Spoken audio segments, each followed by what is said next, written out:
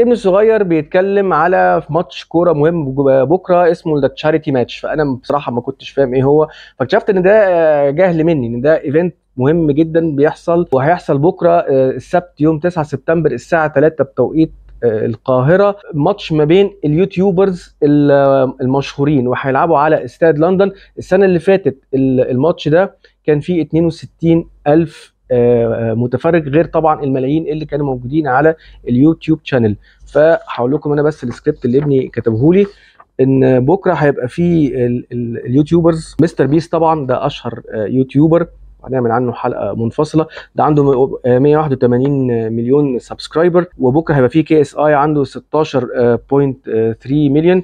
مين تاني هيبقى موجود بكره؟ ليزر بيم. ومين تاني؟ فيك ستار.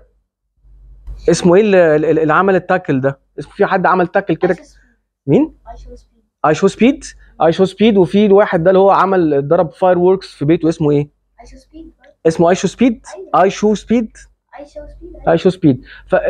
فاتفرجوا على الماتش بكره، وواضح ان ده ايفنت مهم جدا، انا ما كنتش اعرف عنه اي حاجه. بس دلوقتي مش بقاش نتكلم على جين زي بقى هم الكبار، بنتكلم على جين الفا، دول الجداد. فبكره اتفرجوا على، انا هتفرج بكره على السايد مان تشاريتي ماتش على اليوتيوب شانل بتاعتهم، النوع الجديد من الانترتينمنت اللي هو خالط ما بين الكوره وما بين اليوتيوبرز. فطبعا انا بشكر ابني الصغير وبشكر جين الفا اللي بنتعلم منهم.